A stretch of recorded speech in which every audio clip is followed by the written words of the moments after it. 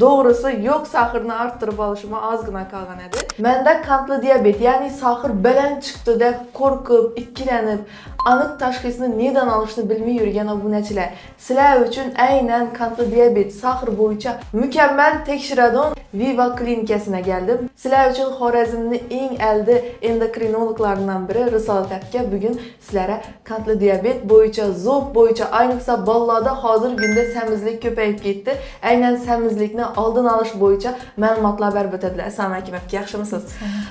Kantlı diyabet o'zi nechadan o'tsa haqiqatdan ham saxir kasalligi bor deb aytiladi. O'zi normada glyukoza qonda 5-dan 6gacha bo'lishi kerak. Agar siz tekshirtirgan vaqtda, kunni xohlagan vaqtni tekshirtirishingiz mumkin glyukozani. Agar shundan tasodifan borib tekshirtirganingizda, ovqatlangandan keyin 2 soat o'tgan bo'lsa, qonda 708 ga chiqadigan bo'lsa, bu norma hisoblanadi. Lekin siz och holatda borganingizda 708 dan yuqori chiqadigan bo'lsa, qayta tekshiruv o'tkazish kerak bo'ladi. Aynan menda ham shunday holat bo'ldi. Umuman hech narsa yemay och qarndan bordim, glyukoza 14 ko'rsatdi va qo'rqqanimdan panikaga tushib qoldim. Ve mağdur turmuş ortağım aynen şurada mükemmel tekshiradigan klinika bor deb Risolat akani tavsiya berdilar. Geldim, birinchi och qarndan tekshirdik, keyin glyukoza ichirildi va ovqatdan keyin 2 soatdan keyin yana tekshirinib ko'rindik. Xullas, shundan keyin meni obunachilarim dim ko'p yozib boshladi. Aynan nerede tekshirindingiz? Ayting, bizlardan xuddi shunday tashxis bo'lib turibdi, qo'rqib turibman, glyukoza baland ko'rsatib turibdi deb. Bu borada Viva klinikasiga ishonchli yordam beradi. Men hozir adresini aytib o'taman. Bundan burun bu klinika yana qaysi yo'nalishlarda faoliyat olib boradi, shu haqida to'xtalib o'tsak. Hozirgi kunda global muammo bo'lgan bolalardagi semizlik. Bilamiz, Coviddan keyin bolalarda semizlik rivojlandi. Bolalar o'rtasida bu semizlikni bizdan qo'rqadigan ehtimolimiz ertaga bolalarda diabet bo'lish ehtimolligi hamda bepushtlik. Shuning uchun bolalardagi semizlikka e'tiborsizlik bo'lmasligi kerak. Agarda naslida diabet bo'lmasa ham shu bolada ertaga o'zi diabetni boshlab berish ehtimolligi bo'ladi. Bizlar xotin-qizlar har oy ginekologga boramiz, lekin aynan bizlar uchun eng kerakli bo'lgan yana bir yo'nalish endokrinolog. Yani xotin-qizlarimizda hozir semizlik dim ko'p. Qarang, o'zi semizlikning kelib chiqishi eng asosiy sababi gormonal narushение. Ko'pchilik bu yerda baf keladi, ba'zilardan foydalanib turibdi. Agarda semizlikni sababini aniqlayapmisiz, birinchi navbatda kolkosmon bezi, ya'ni zobni o'zi qilish kerak bo'ladi. Siz diyeta etsangiz ham, jismoniy nagruzkalarni ko'paytsangiz ham, fitnesslarga borsangiz ham, gormonal foningizni to'g'rilamasangiz ariqlanasiz. Manzilimiz obunachilar Urganch Ray Center'da, rayon Balnisa Galadon tarafimiz, doğrumuzda rayon ses joylashgan Uglovoyda bir obunachilar. Aptekalar qatorini to'liq ma'lumot uchun telefon raqamini, profillarini qoldiramiz. Bu yangilikni yaxshi tahlil laboratoriya qarab yurganlari, zo'pi, saxir va semizligi va yaqinlari yuborib qo'yadi. Doğrusu yok saxırni arttırıp alışıma azgına kalgan edi. Mende kantlı diyabet yani saxır belen çıktı deb korkup, ikkilenip, anık taşxisini neden alışını bilmey yürgen obunachilar. Sizlar uchun aynan kantlı diyabet, saxır boyunca mükemmel tekshiradigan Viva klinikasına geldim. Sizlar uchun Xorazmning eng aldi endokrinologlaridan biri Risolat aka bugun sizlarga kantlı diyabet boyunca, zob boyunca, ayniqsa bolalarda hozir kunda semizlik ko'payib ketdi. Aynan semizlikni oldin olish bo'yicha ma'lumotlar berib o'tadilar. Assalomu alaykum, yaxshimisiz? Kantlı diyabet o'zi nechadan o'tsa haqiqatdan ham saxir kasalligi bor deb aytiladi. O'zi normada glyukoza qonda 5-dan 6gacha bo'lishi kerak.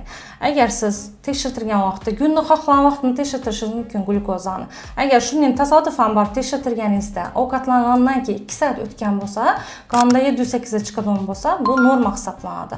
Lekin siz och holatda borganingizda 708 dan yuqori chiqadigan bo'lsa, qayta tekshiruv o'tkazish kerak bo'ladi. Aynan menda ham shunday holat bo'ldi. Umuman hech narsa yemay och qarndan bordim, glyukoza 14 ko'rsatdi va qo'rqqanimdan panikaga tushib qoldim. Ve mağdur turmuş ortağım aynen şurada mükemmel tekshiradigan klinika bor deb Risolat akani tavsiya berdilar. Geldim, birinchi och qarndan tekshirdik, keyin glyukoza ichirildi va ovqatdan keyin 2 soatdan keyin yana tekshirinib ko'rindik. Xullas, shundan keyin meni obunachilarim dim ko'p yozib boshladi. Aynan nerede tekshirindingiz? Ayting, bizlardan xuddi shunday tashxis bo'lib turibdi, qo'rqib turibman, glyukoza baland ko'rsatib turibdi deb. Bu borada Viva klinikasiga ishonchli yordam beradi. Men hozir adresini aytib o'taman. Bundan burun bu klinika yana qaysi yo'nalishlarda faoliyat olib boradi, shu haqida to'xtalib o'tsak. Hozirgi kunda global muammo bo'lgan bolalardagi semizlik. Bilamiz, Coviddan keyin balada semizlik rivojlandi. Bolalar o'rtasida bu semizlikni bizdan qo'rqadigan ehtimolimiz ertaga bolalarda diabet bo'lish ehtimolligi hamda bepushtlik. Shuning uchun bolalardagi semizlikka e'tiborsizlik bo'lmasligi kerak. Agarda naslida diabet bo'lmasa ham, shu bolada ertaga o'zi diabetni boshlab berish ehtimolligi bo'ladi. Bizlar xotin-qizlar har oy ginekologga boramiz, lekin aynan bizlar uchun eng kerakli bo'lgan yana bir yo'nalish endokrinolog. Ya'ni xotin-qizlarimizda hozir semizlik dim ko'p. Qarang, o'zi semizlikning kelib chiqishi eng asosiy sababi gormonal narushение. Ko'pchilik bu yerda baf keladi, ba'zilardan foydalanib turibdi. Agarda semizlikni sababini aniqlayapmisiz, birinchi navbatda kolkosmon bezi, ya'ni zobni o'zi qilish kerak bo'ladi. Siz diyeta etsangiz ham, jismoniy nagruzkalarni ko'paytsangiz ham, fitnesslarga borsangiz ham, gormonal foningizni to'g'rilamasangiz ariqlanasiz. Manzilimiz obunachilar Urganch Ray Center'da, rayon Balnisa Geladon tarafimiz doğrumuzda rayon ses joylashgan Uglovoyda bir obunachilar. Aptekalar qatorini to'liq ma'lumot uchun telefon raqamini, profillarini qoldiramiz. Bu yangilikni yaxshi tahlil laboratoriya qarab yurganlari, zo'pi, saxir va semizligi va yaqinlari yuborib qo'yadi. To'g'risi, yo'q saxirni orttirib olishim ozgina qolgan edi. Menda qandli diabet, ya'ni saxir baland chiqdi deb qo'rqib, ikkilanib, aniq tashxisni nedan olishni bilmay yurgan obunachilar, sizlar uchun aynan qandli diabet, saxir bo'yicha mukammal tekshiradigan Viva klinikasiga keldim. Sizlar uchun Xorazmning eng aldi endokrinologlaridan biri Risolat aka bugun sizlarga qandli diabet bo'yicha, zo'b bo'yicha, ayniqsa bolalarda hozir kunda semizlik ko'payib ketdi. Aynan semizlikni oldin olish bo'yicha ma'lumotlar berib o'tadilar. Assalomu alaykum, yaxshimisiz? Qandli diabet o'zi nechadan o'tsa haqiqatdan ham saxir kasalligi bor deb aytiladi. O'zi normada glyukoza qonda 5.5 dan 6.1 bo'lishi kerak.